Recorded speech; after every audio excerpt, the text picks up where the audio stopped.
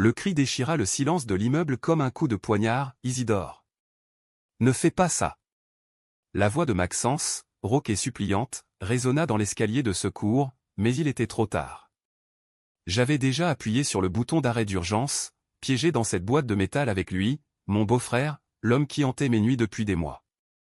Et alors que les lumières clignotaient, son regard croisa le mien, chargé d'une fureur mêlée à quelque chose de plus profond, de plus dangereux, le désir que nous avions tous deux nié si longtemps.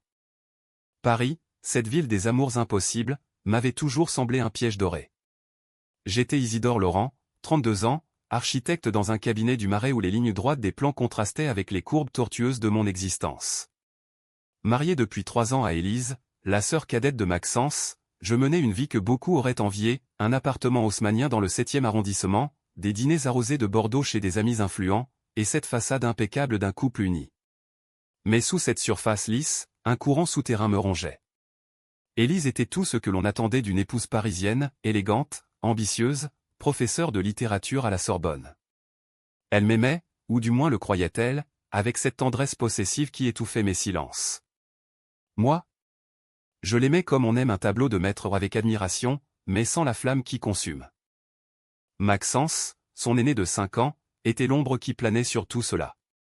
Grand, athlétique, avec ses yeux verts hérités de leur mère bretonne et une barbe naissante qui soulignait une mâchoire carrée, il exerçait comme photographe freelance, capturant les âmes des rues de Montmartre dans des noirs et blancs granuleux. Il vivait seul dans un loft exigu du 11e, entouré de pellicules et de regrets. Depuis le mariage, nos rencontres familiales étaient des champs de mine. Un regard trop long lors d'un Noël en Provence, une main effleurée au cours d'un apéritif sur la scène, ces instants anodins pour les autres me laissaient pantelant, le cœur battant à contretemps. Maxence le savait. Ou du moins, je le soupçonnais. Il y avait dans ces silences une complicité muette, un jeu de regards qui nous liait comme une chaîne invisible. Ce soir-là, fin octobre, l'air parisien était chargé d'une humidité qui collait aux vitres des immeubles. Élise organisait un dîner pour fêter son avancement, et j'étais rentré tôt de l'atelier, les bras chargés de fromage et de vin. L'ascenseur de notre immeuble, ce reliquat du 19e siècle avec ses grilles en fer forgé, grinçait comme à son habitude. J'y entrai, pressé, et alors que les portes se refermaient, une silhouette familière s'engouffra à la dernière seconde. Maxence. Il portait un manteau usé, son appareil photo en bandoulière, et un sourire en coin qui fit vaciller mon équilibre. « Salut, Isidore. Élise m'a dit que tu étais déjà là. Je monte t'aider. » Sa voix, grave et légèrement traînante, avec cet accent du sud qui perçait parfois, me traversa comme une lame. Je hochai la tête, muet, et appuyai sur le bouton du 5e étage. L'ascenseur s'ébranla dans un soubresaut, et le silence s'installa, épais, chargé d'électricité. Je sentais sa présence à mes côtés, cette chaleur qui irradiait de son corps, si proche dans cet espace confiné. Pour briser la tension, je tentai une banalité. « Comment va ton dernier projet ?» Ces portraits de migrants à Calais, c'était poignant. Il rit doucement, un son qui résonna dans la cabine comme un écho interdit. Poignant, oui. Mais tu sais, photographier la douleur des autres, c'est facile. C'est la sienne qu'on fuit. Ces mots planaient, lourds de sous-entendus. Je déglutis, évitant son regard. L'ascenseur ralentit entre le 3e et le 4e étage, avec un cliquetis sinistre. Les lumières vacillèrent, puis s'éteignirent. Nous nous retrouvâmes dans l'obscurité, seulement éclairés par la lueur rougeoyante du bouton d'urgence. « Merde » murmura Maxence. Il appuya frénétiquement sur les boutons, mais rien ne se passa. L'ascenseur était coincé. Panique familière pour moi, j'avais la claustrophobie depuis l'enfance, ces murs qui se refermaient comme des mâchoires. Mais avec lui, c'était pire, une intimité forcée, un huis clos que le destin nous imposait. « Appelle les pompiers », dis-je d'une voix que j'espérais ferme. Mon téléphone n'avait pas de réseau. Le sien non plus. Nous étions isolés, suspendus dans ce vide, à 5 mètres du sol. Maxence s'adossa à la paroi opposée, croisant les bras. Ça pourrait prendre des heures. Autant se calmer. Se calmer. Facile à dire. Mon cœur cognait, et pas seulement de peur.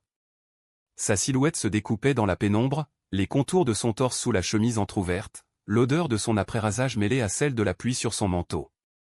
Je fermai les yeux, essayant de respirer, mais les images affluaient, ces nuits où je m'éveillais en sueur, hanté par des rêves où ses mains me touchaient, où sa bouche murmurait mon nom. Isidore? Sa voix était proche, trop proche. J'ouvris les yeux. Il s'était approché, sa main sur mon épaule, un geste fraternel en apparence. Mais ses doigts s'attardèrent, pressant légèrement la chair à travers ma veste. Tu vas bien? Tu es pâle. Je secouai la tête, incapable de parler. La panique montait, mêlée à un désir traître qui me faisait trembler. Et alors, sans que je m'y attende, il fit ce qui me surprit au plus profond de mon être, il m'attira contre lui, son corps solide comme un rempart, et murmura à mon oreille, « Laisse-moi t'aider. » Comme avant. Avant? Que entendait-il par là? Les souvenirs affluèrent, cet été en Bretagne, 3 ans plus tôt, juste après les fiançailles. Élise était alitée avec une grippe, et Maxence m'avait emmené pêcher sur la côte sauvage. La nuit était tombée, la mer rugissait, et autour d'un feu de camp, sous les étoiles, il avait partagé une confidence, son propre combat avec son orientation, un amour perdu à 20 ans qu'il avait brisé. J'avais écouté, hypnotisé, et pour la première fois, j'avais avoué mes doutes sur mon mariage imminent. Sa main sur la mienne, ce soir-là, avait été le premier franchissement. Rien de plus. Mais cela avait tout changé. Maintenant, dans cet ascenseur, il me serrait contre lui, et je sentis son souffle chaud sur ma nuque. Je sais tout, Isidore. Depuis le début. Et je ne peux plus faire semblant. Ces mots étaient une confession, un feu qui consumait les dernières barrières. Je me raidis, mais mon corps le trahit, se moulant contre le sien. Ses lèvres effleurèrent mon cou, un baiser chaste qui devint vorace, et je cédai, mes mains agrippant sa chemise, tirant sur le tissu comme un naufragé s'accroche à une planche. Nous nous embrassâmes avec une urgence qui effaça le monde extérieur. Ses lèvres étaient salées de sueur, sa langue explorait la mienne avec une tendresse féroce. Pour la première fois, je goûtais à ce que j'avais désiré en secret, l'amour d'un homme, brut, authentique, sans les masques que la société m'imposait. Maxence gémit doucement contre ma bouche, ses mains descendant le long de mon dos, pressant mes hanches contre les siennes. Je sentis son excitation, dure et insistante, et la mienne répondit en écho, un feu qui me consumait. Mais au milieu de cette extase, une voix intérieure hurla, « Élise. Ma femme. Sa sœur. » Ce baiser était une trahison, un poison sucré qui nous détruirait tous. Je m'écartai, haletant, les yeux brillants de larmes contenues. On ne peut pas. Pas comme ça. Maxence recula, le visage crispé par la douleur. Et comment, alors? En continuant à nous mentir? À la blesser par omission? Le silence retomba, plus lourd qu'avant. L'ascenseur grinça, comme si les câbles même protestaient. Nous attendîmes, côte à côte, le corps encore vibrant de ce contact interdit. Quand les lumières se rallumèrent enfin, 1 heure plus tard, et que les portes s'ouvrirent sur le palier, Élise nous attendait, inquiète, un verre de vin à la main. « Qu'est-ce qui s'est passé? Vous avez l'air échevelé. » Maxence rit, un son forcé. Panne classique. Rien de grave. Je hochai la tête, évitant son regard. Le dîner se déroula dans une normalité feinte, rire, toast, Élise rayonnante au centre de tout. Mais sous la table, nos genoux se frôlèrent accidentellement ou pas et ce simple contact raviva les braises. Cette nuit-là, allongé auprès d'Élise endormie, je fixais le plafond orné de moulures. Maxence était reparti vers son loft, mais son fantôme hantait la chambre. J'avais franchi une ligne, et il n'y avait pas de retour en arrière. Le désir, longtemps réprimé, était maintenant une bête affamée, et Paris, avec ses lumières tamisées et ses secrets bien gardés, serait le témoin de sa libération ou de sa chute. Les jours suivants furent un tourbillon de culpabilité et d'anticipation. Au bureau, je dessinais des plans d'immeubles qui s'effondraient sous mes traits, symbole de ma propre instabilité. Élise, absorbée par ses cours sur Proust, ne remarqua rien. Mais Maxence. Il m'envoya un message, anodin en surface, besoin d'un modèle pour un shooting. Ton profil est parfait. Je savais ce que cela signifiait. J'acceptai, prétextant une sortie photo pour le travail. Nous nous retrouvâmes dans son loft, un dimanche pluvieux. L'endroit puait le tabac froid et le café brûlé, les murs tapissés de tirages où des inconnus fixaient l'objectif avec une vulnérabilité crue. Il me positionna près de la fenêtre, la lumière grise de l'orage modelant mes traits. « Détends-toi » murmura-t-il, son objectif braqué sur moi comme une arme. Mais la tension était palpable. Entre deux prises, il posa l'appareil et s'approcha, ses doigts ajustant mon col. « Tu es beau, Isidore. Pas comme un frère. Comme un amant. » Le mot plana, et je craquai. Nos bouches se trouvèrent à nouveau, plus lentement cette fois, explorant avec une patience qui rendait tout plus intense. Ses mains glissèrent sous ma chemise, caressant ma peau avec une révérence qui me fit frissonner. Nous tombâmes sur son lit défait, un enchevêtrement de draps et de désirs refoulés. Il m'embrassa partout, le cou, la poitrine, le ventre, descendant avec une lenteur torturante jusqu'à ce que je gémisse son nom. Quand il me prit, ce fut avec une tendresse infinie, nos corps fusionnant dans un rythme primal, synchronisés comme si nous avions attendu cela toute une vie. Après, allongé nu sous la pluie qui tambourinait au carreau, il traça des cercles sur mon torse. Et Élise ? La réalité frappa comme un seau d'eau froide. Je ne sais pas. Je l'aime, mais pas comme toi. C'est différent. Il se redressa, le regard sombre. Différent ? C'est une excuse, Isidore. Tu l'as trahi. Nous la trahissons. La dispute éclata, violente, des mots comme des gifles. Tu crois que c'est facile pour moi ? J'ai renoncé à tant pour cette vie, criai-je. Il riposta, et moi, j'ai renoncé à toi, tous les jours, pour ne pas briser ma famille. Mais ça, ce qu'on vient de faire, c'est réel. Ne le nie pas. Nous nous quittâmes sur une note amère, moi rentrant chez moi avec l'odeur de lui sur la peau, lui claquant la porte derrière moi. Pourtant, le lendemain, un texto, pardon. Viens ce soir. On parle.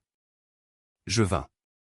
Et ainsi commença notre double vie, rendez-vous volés dans des hôtels discrets du quartier latin, promenade nocturne le long de la Seine où nos doigts s'entrelacent dans l'ombre, nuit où il me photographie nu, capturant non seulement mon corps mais mon âme.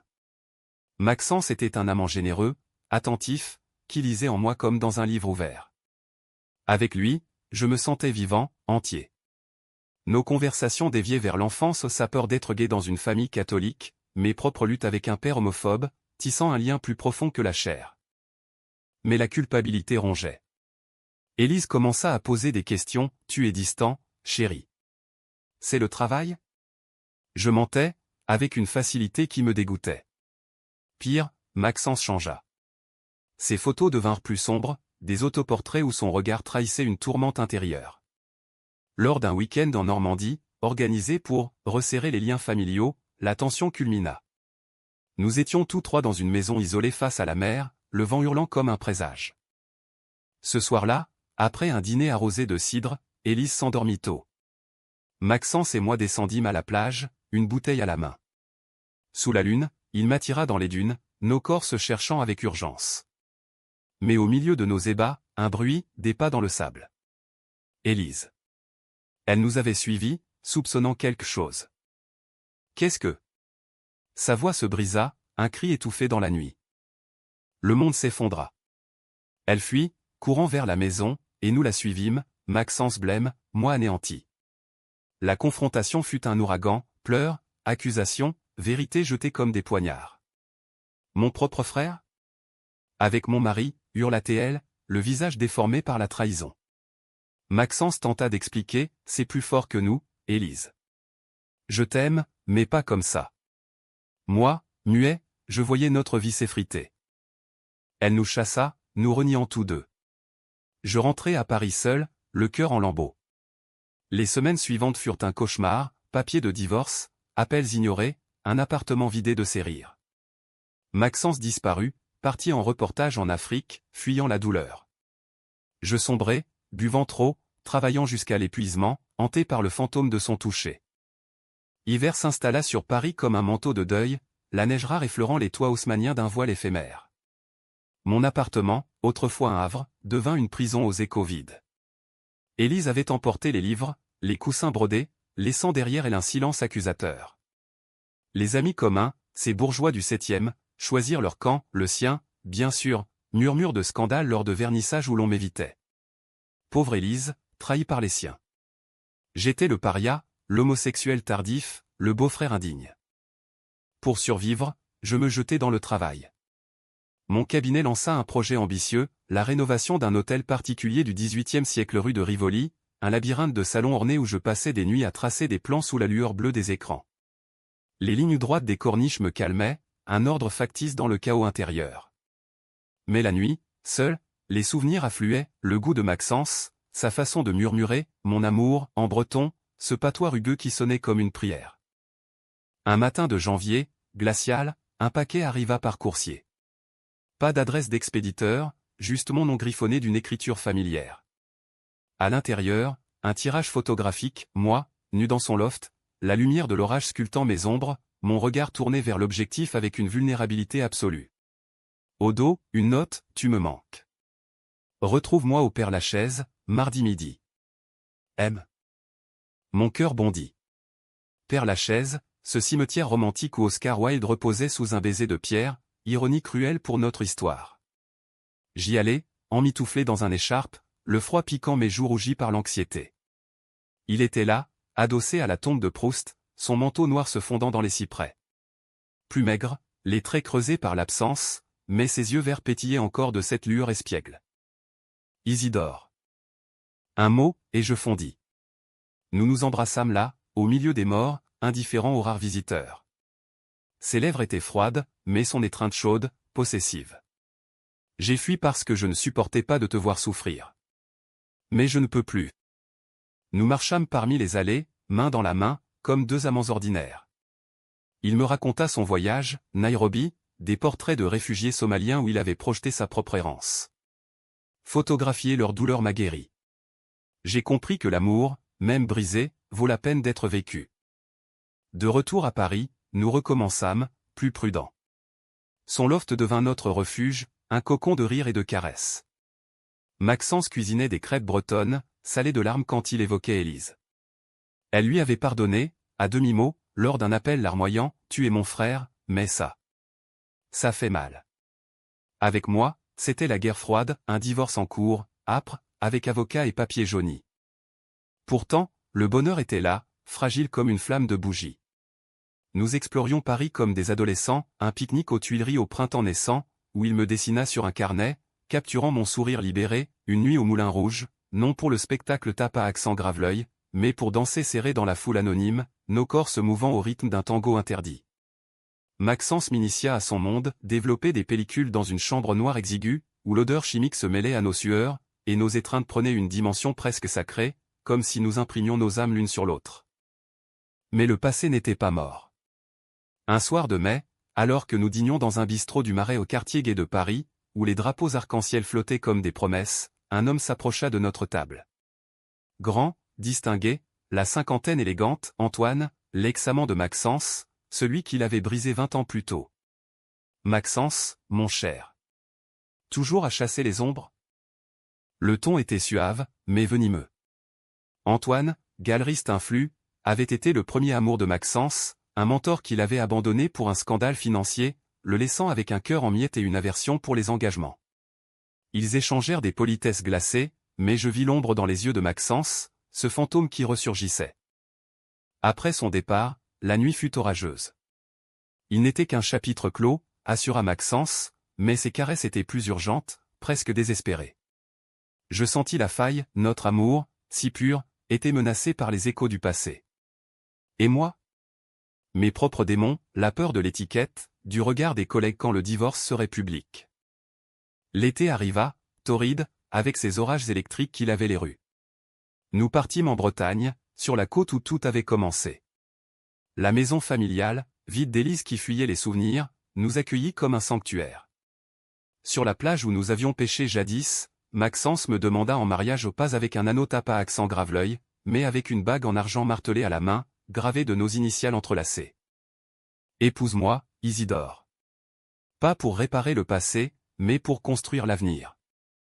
Je dis oui, les larmes brouillant la mer. Cette nuit-là, sous les étoiles, notre amour fut une célébration, lent, profond, nos corps se fondant dans le sable tiède, ces murmures en breton comme une litanie d'amour éternel. Mais le destin, ce farceur parisien, avait d'autres plans. De retour en ville, un appel d'Élise, Isidore, il faut qu'on parle. Pour le divorce. Et pour Maxence. Sa voix tremblait, non de colère, mais de vulnérabilité. Nous nous vîmes dans un café neutre, près de Notre-Dame, sous le regard indifférent des touristes. Elle était changée, plus mince, les yeux cernés par des nuits sans sommeil. J'ai rencontré quelqu'un. Un collègue. Et je comprends, maintenant. L'amour n'est pas une ligne droite. Elle posa une main sur la mienne, un geste de pardon fragile. Mais Maxence. Protège-le. Il est plus fragile qu'il n'y paraît. Ces mots semèrent le doute. Était-ce une trêve sincère, ou un piège? Pourtant, quand je racontai à Maxence, il pleura, soulagé. Elle guérit. Nous guérissons. L'automne pointa, avec ses feuilles rousses dans le Luxembourg. Notre relation s'approfondit, il exposa ses photos à la galerie où travaillait Antoine, un acte de bravoure qui attira la critique. Lors du vernissage, Antoine rôda, compliment mielleux aux lèvres. Tu as mûri, Maxence. Cette série sur l'amour caché. Inspiré? Je serrai la main de Maxence sous la table, mais sentis sa paume moite. Plus tard, dans la nuit, il avoua, Antoine m'a contacté. Il veut renouer.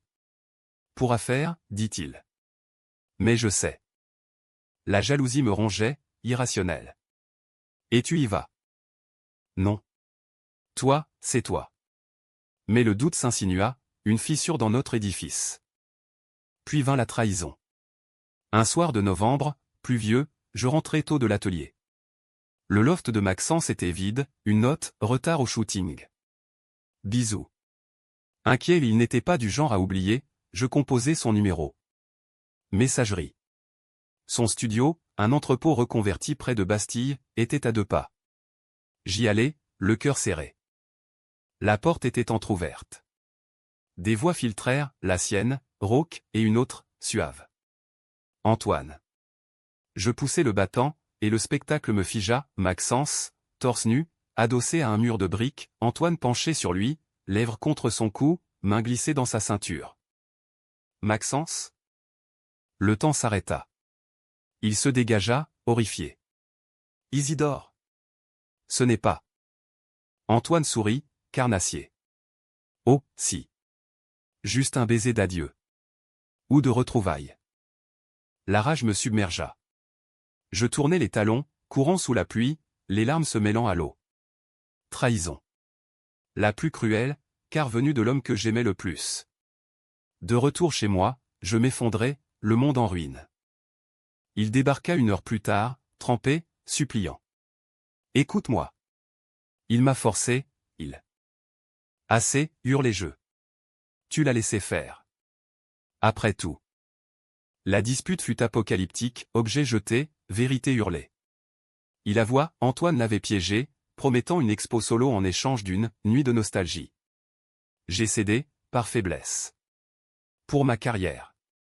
Mais je t'aime, Isidore. Seulement toi. L'amour ne trahit pas, je le chassai, verrouillant la porte sur ses pleurs. Les jours suivants furent un brouillard, travail mécanique, nuit blanche.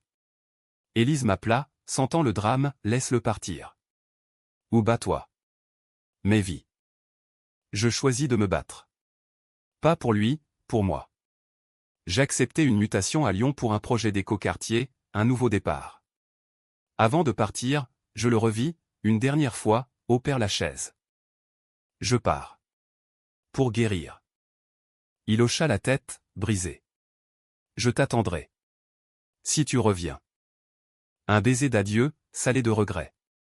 Et je m'en allai, Paris rapetissant dans le rétroviseur, emportant nos amours impossibles. Lyon m'accueillit avec une douceur provinciale qui contrastait avec l'effervescence parisienne. La Saône serpentait paresseusement sous les ponts Renaissance, et mon nouvel appartement, un duplex surplombant la vieille ville, offrait une vue sur les collines du Beaujolais. J'avais fui, oui, mais pas en lâche, c'était une respiration, un espace pour recoller les morceaux de mon âme fracturée. Le projet d'éco-quartier ou des habitations modulaires en bois recyclé, inspiré des utopies scandinaves me passionna. Pour la première fois depuis des mois, je dessinais avec joie, les courbes des toits évoquant non plus des cages, mais des ailes déployées. Pourtant, Maxence sentait chaque ligne. Ces messages arrivaient, sporadiques, une photo d'un coucher de soleil sur la Manche, un poème breton traduit maladroitement, des excuses muettes entre les lignes. Je vends l'appareil. Je recommence à zéro. Pour toi. Je lisais, le cœur serré, mais ne répondais pas. La trahison était une plaie ouverte, suintante de doute, avait-il vraiment cédé par faiblesse, ou y avait-il eu plus? Antoine, ce serpent, avait-il ravivé une flamme que je croyais éteinte? Élise, dans sa clémence inattendue, devint une alliée improbable. Nous correspondions par lettre un rituel old school qu'elle imposa, pour guérir sans écran. Ces mots étaient francs, j'ai divorcé d'un mensonge, mais je t'en veux moins qu'à moi-même, pour ne pas avoir vu. Aime-le, ou lâche-le, mais sois honnête. Elle avait rencontré son collègue, un historien barbu nommé Julien, et leur idylle naissante colorait ses lignes d'une joie timide. Viens au mariage, si tu oses. Avec ou sans lui. Son invitation me terrifia. Un mariage familial, sans rancune? Paris m'appelait, tentateur. 6 mois s'écoulèrent ainsi, dans une routine lyonnaise, matin au café des Augustins, où je sirotais un café au lait en esquissant des rêves, soirée solitaire avec un verre de Côte-du-Rhône, écoutant du Brassens qui chantait les amours contrariés. Je sortis même, timidement, un bar gai discret rue Saint-Georges, où des regards complices me rappelèrent que le désir n'était pas mort. Un flirt éphémère avec un graphiste toulousain, doux mais fade, ne fit qu'accentuer l'absence de Maxence, son intensité, sa profondeur. Un soir d'avril, alors que les cerisiers fleurissaient en un nuage rose, un appel, lui. Isidore, je suis à Lyon. Pour une expo. Laisse-moi te voir. Juste 5 minutes. Je refusai, la voix tremblante. Mais le destin, encore, intervint. Le lendemain, lors d'une visite sur le chantier, je le vis, adossé à une grue, appareil en main, capturant les ouvriers sous le soleil printanier. Il avait changé, cheveux plus longs, une cicatrice fraîche sur la joue, un accident en reportage? Et un regard plus mûr, dépouillé d'arrogance. Que fais-tu ici? Je photographie ton monde. Pour comprendre. Il tendit un portfolio, des clichés du chantier, mais aussi de moi, volé de loin dormant dans le loft, riant sous la pluie. Tu es mon chef-d'œuvre, Isidore. Sans toi, rien n'a de sens. Nous parlâmes des heures, assis sur un tas de parpaings, le soleil couchant peignant nos visages en or. Il avoua tout, la nuit avec Antoine n'avait été qu'un baiser forcé, une erreur d'ego, pas de cœur. J'ai coupé les ponts. Vendu la galerie. Je suis libre, maintenant. Pour nous. Le pardon afflua, lent, comme une marée montante. Nous nous embrassâmes là, au milieu du chantier, poussière et sueur mêlées, un baiser qui scella une trêve. Il resta à Lyon une semaine, dormant sur mon canapé au non, dans mon lit, chastement au début, puis avec une passion renouvelée. Nos corps se redécouvrirent, plus tendres, marqués par l'absence, ses caresses patientes, explorant les cicatrices invisibles, mes mains traçant les contours de son dos, comme pour ancrer le réel. Mais Lyon n'était qu'une parenthèse. L'expo d'Antoine approchait à Paris, et Maxence y était invité non comme victime, mais comme artiste indépendant. Viens avec moi, supplia-t-il. Affronte le passé ensemble. J'hésitais. Le divorce était finalisé, Élise radieuse dans ses préparatifs. Revenir à Paris signifiait plonger dans le tourbillon. Pourtant, je dis oui. Nous prîmes le TGV, main dans la main sous le manteau, anonyme parmi les voyageurs. La capitale nous avala, bruissante. L'expo se tenait dans une galerie chic de Saint-Germain, mur blanc et spot cru. Antoine présidait, charismatique, entouré d'un cénacle de critiques. Quand nous entrâmes, bras dessus bras dessous, un silence poli tomba. Son regard glissa sur nous, un sourire figé. Maxence. Et l'inspiration? Maxence tint bon, présentant ses œuvres, une série sur « Les amours suspendus », inspirée de notre ascenseur fatal. Les critiques adorèrent, murmurant, poignant, authentique. Moi, en retrait, je sentis la fierté gonfler mon cœur. La nuit, dans un hôtel près de la Seine, nous célébrâmes, bulles de champagne, rires étouffés, nos corps enlacés dans des draps de lin frais. Tu es mon encre, murmura-t-il, son souffle chaud contre ma peau. Je le pris alors, lentement, nos regards verrouillés, un acte d'amour qui effaça les ombres. Le mariage d'Élise fut le vrai test. Juillet, un jardin public du 14e, guirlande de lumière et jazz en fond. Elle rayonnait en blanc ivoire, Julien à ses côtés, un duo complice. Quand elle me vit, avec Maxence, elle hésita, puis s'avança, les bras ouverts. Frère, dit-elle simplement, et ce mot guérit plus que des mots.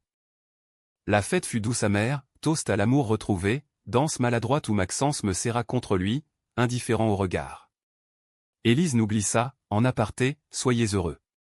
C'est tout ce que je demande. Pourtant, sous la joie, des nuages. Antoine rôdait, invitation voilée à Maxence pour des collaborations. Et moi, de retour à Lyon, une offre tentante, un poste à New York, pour un cabinet d'architecture avant-gardiste. Viens avec moi, proposai-je à Maxence lors d'une visite. Un nouveau chapitre, américain, libre. Il pâlit. Paris est ma muse. Ma vie. Le conflit couva, mon ambition nomade contre son ancrage. Des disputes sporadiques, par téléphone, tu fuis encore, accusait-il. Et toi, tu t'accroches au passé, ripostai-je. L'été s'acheva sur une note explosive. Lors d'une expo commune où mes plans d'architecture juxtaposés à ses photos, Antoine frappa. Il diffusa une rumeur, Maxence avait plagié un ancien travail, un coup bas pour saboter sa carrière. Les critiques hésitèrent, les ventes chutèrent. Maxence s'effondra. Il me détruit parce que je l'ai quitté. Pour toi. Je le soutins, mais la pression monta. Partons. Oublions Paris. Non. Je combats ici. La faille s'élargit. Nos nuits devinrent des champs de bataille, caresses intermittentes, silence lourd. Un soir, après une énième dispute, il partit, claquant la porte de mon duplex lyonnais. J'ai besoin d'espace. Il disparut 2 semaines, un reportage en Corse, message laconique. Moi, rongé par l'angoisse, je signai pour New York, un billet aller simple pour l'automne. Quand il revint, allé par le soleil méditerranéen, ce fut pour une confrontation finale. Assis sur les quais de Saône, lune haute, il avoua, Antoine m'a offert un contrat. À Paris. Mais sans toi, ça n'a pas de sens. Et si on essayait New York? Ensemble? Il secoua la tête, larmes aux yeux. Je ne peux pas quitter mes racines. Toi non plus, au fond. Le cœur brisé, je compris, notre amour, si profond, était piégé dans les géographies de nos âmes. Nous nous embrassâmes une dernière fois, un adieu poignant, chargé de promesses non tenues. Je partis pour New York seul, la ville des lumières artificielles m'engloutissant dans son anonymat. Maxence resta à Paris, son objectif capturant désormais des amours accomplis, non suspendus. Nos lettres continuèrent, espacées, un fil ténu reliant l'Atlantique. New York, cette jungle de béton et d'ambition, me gifla de son rythme effréné. Mon bureau dans un gratte-ciel de Midtown, avec vue sur le Hudson scintillant, était un rêve d'architecte, lignes épurées, verrières immenses, collègues cosmopolites qui débattaient de durabilité autour de cafés à emporter. Je plongeais tête la première, un projet de tours résidentielles éco-friendly à Brooklyn, fusion de verre et de verdure qui symbolisait ma renaissance. Les nuits, dans un loft de Williamsburg aux murs de briques apparentes, je dessinais jusqu'à l'aube, bercé par le lointain ululement des sirènes. Pourtant, l'exil était une illusion. Maxence habitait mes rêves, son rire rauque lors d'un dîner improvisé, la courbe de son épaule sous la douche. Nos échanges devinrent rituels, emails matinaux où il décrivait un Paris pluvieux, moi répondant avec des anecdotes new-yorkaises, un brunch à Dumbo, une expo à MoMA sur les utopies urbaines. Tu me manques comme l'air, écrivait-il. Reviens, ou emmène-moi. Mais la distance creusait un fossé, fuseaux horaires décalés, vie parallèle qui s'éloignait. Élise, fidèle messagère, comblait les blancs. Son mariage avec Julien avait fleuri en une famille naissante, un bébé en route, une joie qu'elle partageait avec une générosité désarmante. Maxence va bien, mais il est perdu sans toi. Il photographie des fantômes. Ces mots me poignaient, ravivant la culpabilité. Avais-je fui trop vite? Où était-ce la sagesse, préserver un amour trop fragile pour les ouragans? L'automne new-yorkais, avec ses feuilles orangées dans Central Park, apporta un tourbillon social. Je sortis, bar de Chelsea où les drag queens régnaient en reines incontestées, soirée dans des lofts de Soho où des artistes queer débordaient de créativité. Un flirt sérieux émergea, Lucas, un designer brésilien aux yeux noisettes et au sourire contagieux, qui m'entraîna dans des danses salsa endiablées et des nuits passionnées. Il était léger, sans les ombres de Maxence, un amour américain, direct, sans les subtilités françaises. Pourtant, comparer était trahir. Avec Lucas, les caresses étaient vives, mais manquaient de cette profondeur bretonne, de ces silences complices. Lors d'une Thanksgiving partagée au d'un des Pimpkin dans son appartement de l'Upper East Side, un appel de Maxence brisa l'illusion. Joyeux Thanksgiving. Souviens-toi de nos dîners froids au loft. Je raccrochai, le cœur en vrac, et Lucas sentit le vent tourner. C'est lui, hein? Le fantôme. Nous parlâmes jusqu'à l'aube, mes doutes, sa patience. L'amour n'est pas une compétition, Isidore. Mais choisi. Noël approcha, et Paris appela irrésistiblement. Élise insistait, reviens pour le baptême.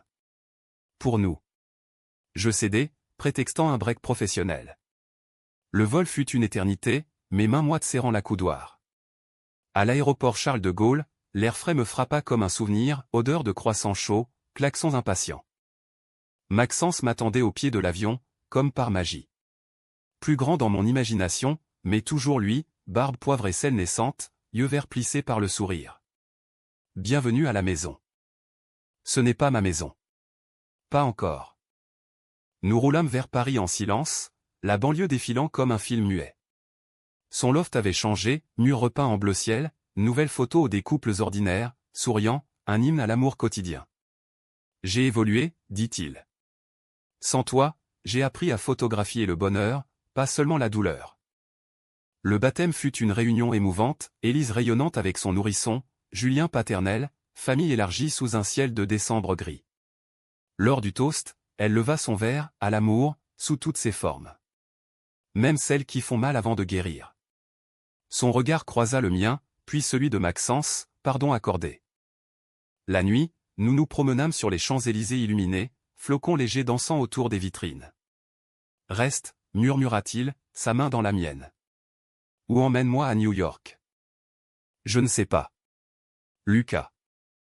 Son visage se ferma. Lucas? J'avouai, honnête pour une fois. La jalousie le traversa comme un éclair, mais il se contint. S'il te rend heureux. Non. Ce n'était pas ça. Rentrés au loft, nous fîmes l'amour avec une urgence désespérée, corps arqués, souffle mêlé, un plaidoyer muet pour un futur commun. Au matin, je partis pour New York, le cœur plus lourd. Lucas m'attendait, aéroport JFK, avec des pancakes et un baiser. Mais la faille était là. Nos dîners devinrent forcés, nos nuits mécaniques. Un soir de février, blizzard dehors, je craquai, c'est fini. Je l'aime encore. Il pleura, mais comprit. Va le chercher. L'amour vrai ne se fuit pas. Printemps new-yorkais, cerisier en fleurs à Washington Square. J'organisais le grand saut, démission, billets pour Paris, un plan fou proposé à Maxence une vie partagée, mi-temps entre les deux villes. Mais avant, un dernier acte, une expo solo à Brooklyn, mes designs inspirés de lui, avec une pièce centrale, un maquette d'ascenseur en verre, suspendu, ouvert sur l'infini. L'inauguration fut un succès, critiques élogieux, champagne qui pétillait.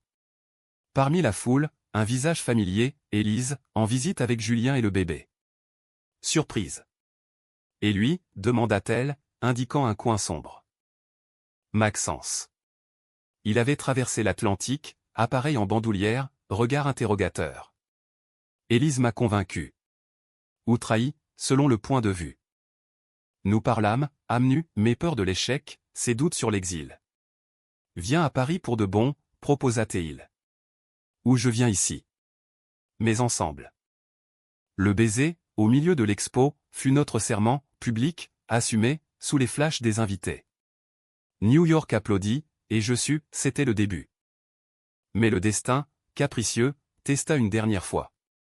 En vol pour Paris, nous atterrîmes dans un orage. L'avion tangua, et dans la tourmente, sa main dans la mienne, je revis notre ascenseur, ce huis clos qui nous avait libérés. Atterrissage rude, mais sauf. À Paris, Antoine attendait, ultimatum, une expo majeure, conditionnée à une réconciliation privée. Maxence refusa, public, mon art est à moi. Mon amour aussi. Scandale dans les milieux artistiques, mais liberté conquise. Nous nous installâmes dans l'appartement haussmannien, rénové par mes soins, un atelier photo au rez-de-chaussée, bureau d'architecture à l'étage, chambre baignée de lumière où nos nuits étaient des symphonies. Élise devint notre ancre, dîners familiaux, le bébé gazouillant sur nos genoux. Vous êtes beau, comme ça, disait-elle, les yeux humides. Pourtant, les ombres persistaient. Un été, lors d'un voyage en Provence, un accident, Maxence glissa sur une roche lors d'une randonnée, cheville foulée, mais pire, une crise un souvenir refoulé d'enfance, une peur panique qui le laissa tremblant.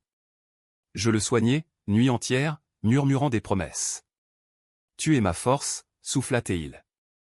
De là naquit notre humanité, thérapie de couple chez un psy du Marais, spécialiste des amours queer, atelier photo où je posais, vulnérable, apprenant à être vu. Maxence exposa notre histoire, anonymisée, ascenseur suspendu, une série qui toucha les cœurs, rappelant que l'amour, même gay, même familial, est universel. Hiver revint, et avec lui, une surprise, un test positif pour moi. Non, pas ça, une proposition d'Élise, coparentalité.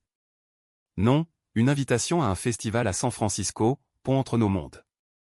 Nous partîmes, main dans la main, traversant l'Amérique en train, de New York à la côte ouest, capturant des âmes diverses, couples mixtes, familles recomposées. À San Francisco, sous le Golden Gate embrumé, Maxence mit un genou à terre, bague en or martelée, épouse-moi, pour de vrai. Ici, là-bas, partout. J'acceptai, riant aux larmes. Le mariage fut intime, nous, Élise comme témoin, un prêtre queer officiant sur une plage californienne.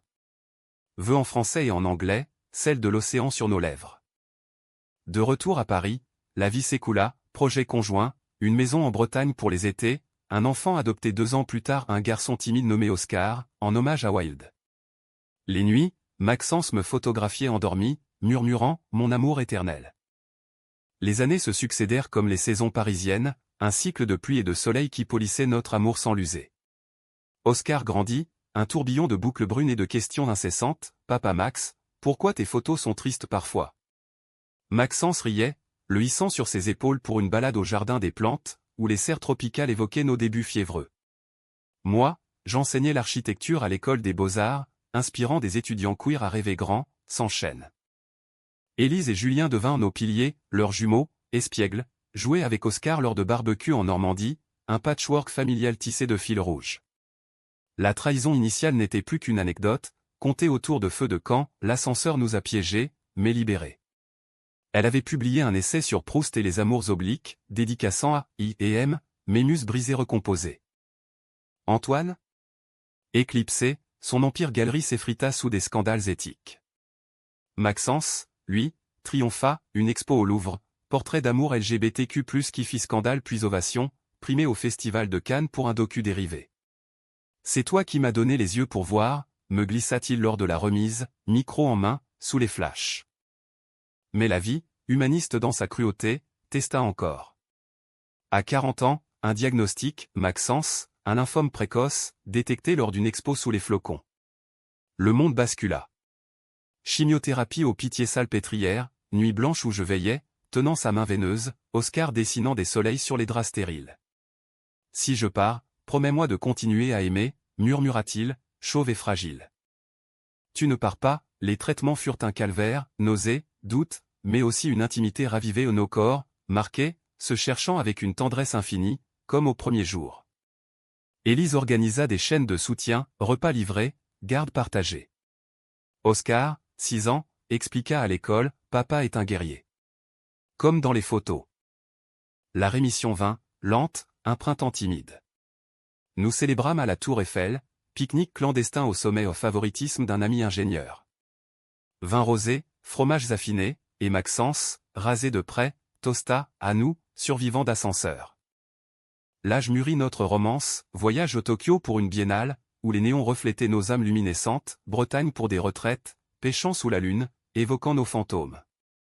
Oscar grandit curieux de ses origines, pourquoi de papa? Nous racontions, honnête, parce que l'amour choisit ses formes. Conflit mineur persistait, mais hitch pour New York, ses racines parisiennes. Nous compromis, un pied-à-terre à Brooklyn, été transatlantique où Oscar apprenait le surf et l'anglais matiné de français. Là, sous le Brooklyn Bridge, nous renouvelons nos vœux, annuellement, un rituel païen face à l'East River. À 50 ans, une crise, Oscar, ado rebelle, découvrit l'histoire au fouillant d'anciens mets, il confronta, tu as trahi maman. La vérité, nue, le secoua. Thérapie familiale, larmes collectives, mais guérison, vous êtes ma famille. Ça suffit. Maxence exposa une dernière série, Cycle d'amour, de l'ascenseur à nos rides, un témoignage humaniste. Critiques saluaires, un hymne à la résilience queer, ancré dans l'universel. Aujourd'hui, assis sur notre balcon haussmannien, café fumant, je le regarde photographier les passants. Ses yeux verts, ridés d'étoiles, croisent les miens. Prêt pour l'aventure suivante? Toujours. Coincé avec toi, pour l'éternité. Paris murmure en bas, indifférente à nos secrets. Mais dans ce huis clos choisi, nous avons trouvé la liberté, un amour dramatique, émotionnel, romantique, profondément humain. Pas de fin heureuse parfaite, mais une continuation, tissée de cicatrices et de joie. Car l'amour, comme la ville, est fait de rebonds, de chutes, et de ces ascenseurs qui, parfois, nous élèvent.